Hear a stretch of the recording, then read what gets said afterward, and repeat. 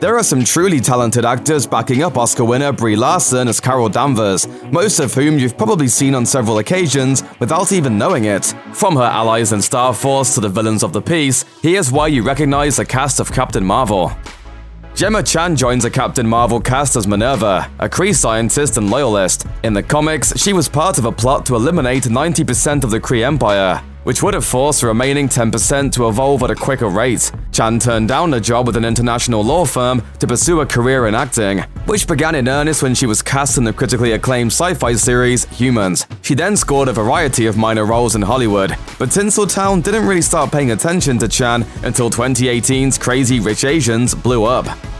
In the comics, Minn-Erva worked closely with fellow Star Force member Att-Lass. When he discovered that she wanted to eradicate the vast majority of their race, he intentionally made his suit self-destruct, taking Minn-Erva with him. Att-Lass is played by Algenis Pérez Soto, a relatively inexperienced actor with only a few film credits to his name. One of those films was helmed by Anna Boden and Ryan Fleck, co-directors of Captain Marvel. They've known Soto for a long time, having plucked him from obscurity to star in their 2008 baseball drama Sugar. He fell off the radar following Sugar, but in 2017, Soto made an unexpected return to film with Dominican boxing drama Samba. When Rune Temte confirmed that he was going to be appearing in Captain Marvel, he could barely contain his excitement.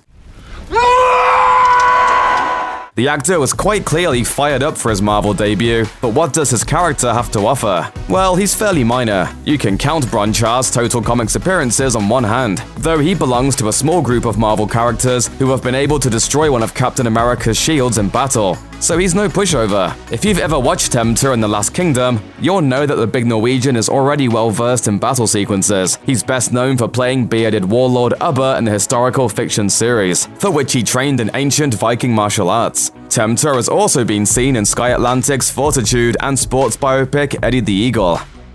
Marvel fans will no doubt recognize Djimon Hounsou from his supporting role in 2014's Guardians of the Galaxy. He plays the MCU incarnation of Korath, also known as Korath the Pursuer. In the comics, he was a cybergeneticist charged with engineering cybernetic warriors for the Kree military. He wound up using the tech he invented on himself, gaining powers on the process. Hounsou made his breakthrough in Steven Spielberg's Amistad, but he's perhaps best known for his turn as Jabba in Ridley Scott's Gladiator, providing a foil for leading man Russell Crowe. The Benin-born actor went on to work with some of the industry's biggest names, including Angelina Jolie in Lara Croft Tomb Raider, The Cradle of Life, Leonardo DiCaprio in Blood Diamond, and Keanu Reeves in Constantine. What many people don't know is that he actually beat Chadwick Boseman to the part of King T'Challa. Hounsou voiced the Wakandan leader in BET's 6-part animated Black Panther series. When he spoke to Slash Film at a February 2019 presser, Hounsou revealed that Captain Marvel isn't closely connected to Guardians of the Galaxy, saying, "This is a completely separate story, standalone story. Nothing to do with Guardians, other than the fact that some of those characters interact with each other later." Speaking of some of those characters, another dead Guardians of the Galaxy character who pops up in the 90s set Captain Marvel is Kree zealot Ronan the Accuser, played by Lee Pace. What are you doing? I'm distracting you, you big turd blossom.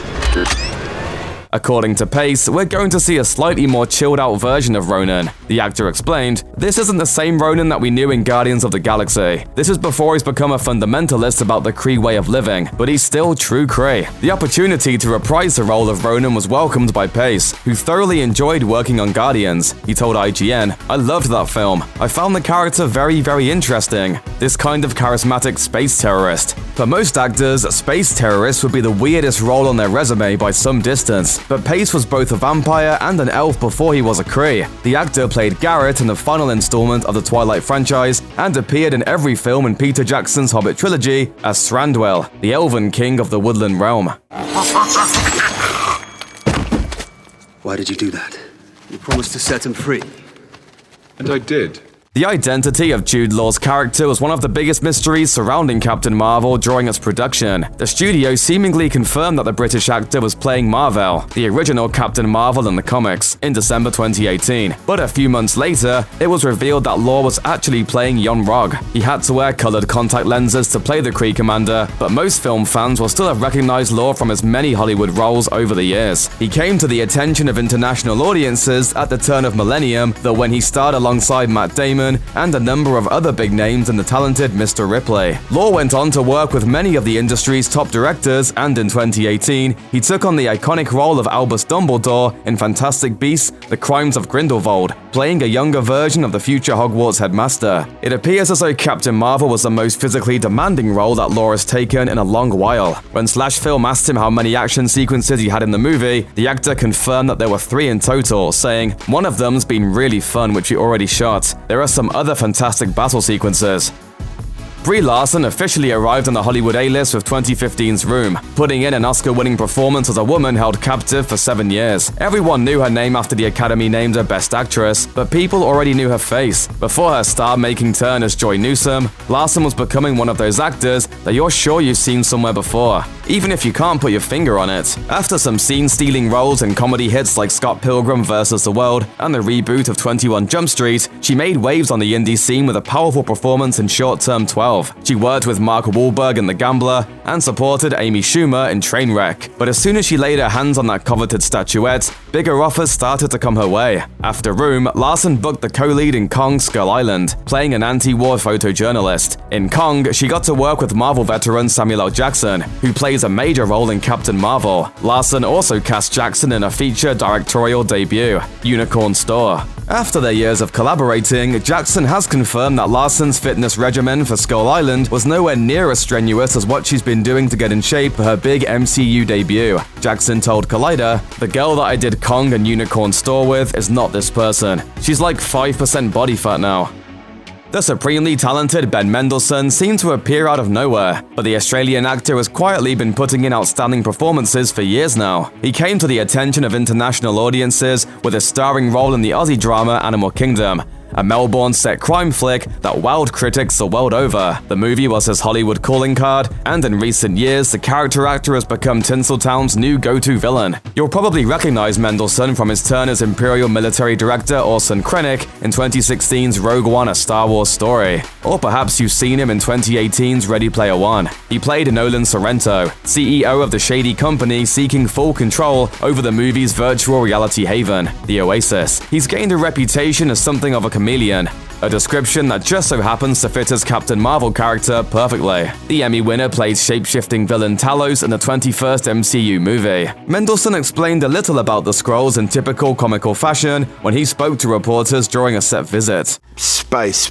pigs, you know what I mean? Like tough, big sort of, big tough Skrulls. Captain Marvel is undoubtedly the biggest gig of Lashana Lynch's career to date, but the English actress isn't exactly a newcomer. If you watch a lot of British TV, there's a good chance you've seen Lynch before. She appeared in everything from police procedurals and crime dramas to murder mysteries and adventure fantasies while earning her stripes in the UK. In 2016, her hard work was rewarded when she won the lead role in ABC's Still Star-Crossed. The show is a sequel to Romeo and Juliet, taking place after the events of Shakespeare's tragedy. Sadly for Lynch, it wasn't well received. Still Star-Crossed received middling reviews, and the ratings were not good. ABC shifted the show from its primetime slot and later cancelled it altogether, scrapping a planned second season. Lynch was given the chance to bounce back with Captain Marvel, in which she plays Carol Danvers' Air Force buddy Maria Rambeau. She was a minor character in the comics, but the MCU version will be far more important to the titular hero. If you don't recognize Samuel L. Jackson, you must have avoided movies your entire life. From cult classics to tentpole blockbusters, Jackson has been around the block more than a few times, becoming Hollywood's most bankable star in the process.